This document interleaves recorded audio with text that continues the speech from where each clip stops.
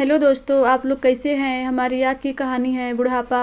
रेखा जी अपने पति सुरेश जी से कहती हैं, अजी सुनते हो चाय बन गई है, ज़रा ले तो जाना। सुरेश जी कहते हैं, मुझसे कहा क्या। हाँ चाय बन गई है। अच्छा जानू आया। कहते हुए उसने अपने कांपते हाथों से कुर्सी के हत्थे का सहारा लिया और धीरे से उठ खड़ा हुआ।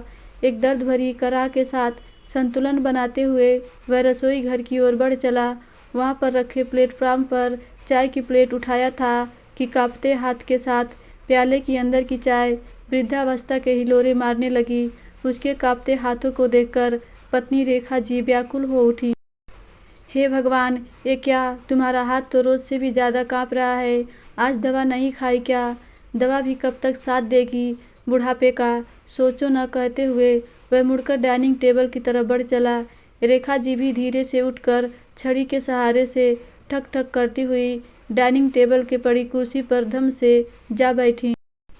सांस जोर जोर से फूल रही थी, मगर खुद को संभालते हुए रेखा जी बोली, सुनो, सुनते हो। सुनाई नहीं दिया। अरे सुनते हो, कुछ मुझसे कहा क्या। सुरेश जी ने बोला, हाँ भाई हाँ। कान में मशीन नहीं लगाई क्या। लगाई है ना। उसने उंगलियों से मशीन को हिलाया डुलाया। तो फिर सुनाई क्यों नहीं दे रहा। बैटरी नहीं बदली क्या। हाँ जानू, आज बदल रहा था। पत्ते से बाहर निकाली थी कि वो नन्ही सी बैटरी मेरे कांपते हाथों से लुढ़क कर न जाने कहाँ पलंग के नीचे जा छुपी। इस बुढ़ापे की अकड़ कमर को लेकर उसे ढूंढ नहीं पाया। न जाने इस संध्या बेला में कैसे हमारा एक एक पल कटेगा। बहुत मुश्किल है। कोई ऐसा नहीं दिखाई देता। न जाने क्यों मित्र, अड़ोसी पड़ोसी और रिश्तेदार अब हमसे कन्नी काटने लगे हैं। इतना बदसूरत होता है ये बुढ़ापा। देखो प्लीज़, ऐसे निराशावादी बातें न किया करो।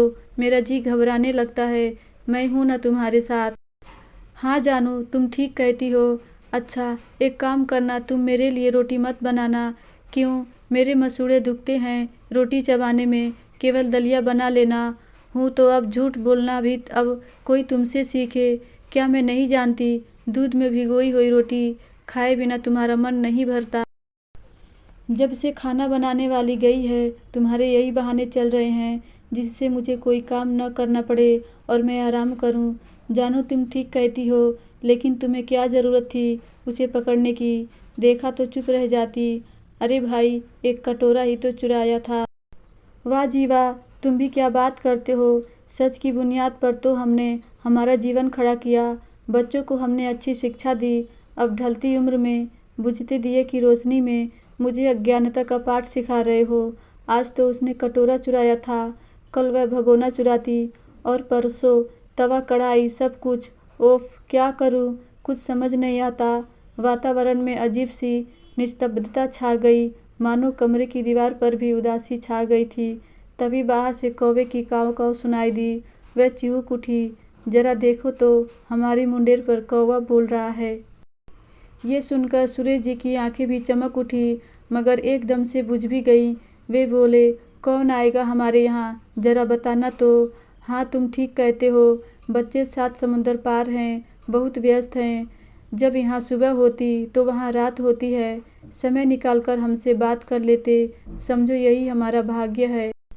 हाँ तुम ठीक कहती हो, यही हमारा भाग्य है। वह जहाँ भी रहे सदा सुखी रहें।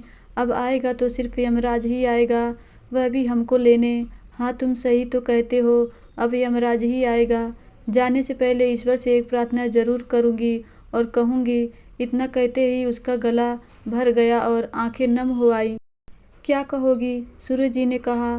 कहूँगी अगले जन्म में मुझे, नहीं नहीं, कहूँगी अगले जन्म हमें कुछ भी देना, मगर लंबी उम्र देना। धन्यवाद दोस्तों। आशा करती हूँ ये छोटी सी कहानी आपको ज़रूर पसंद आई होगी।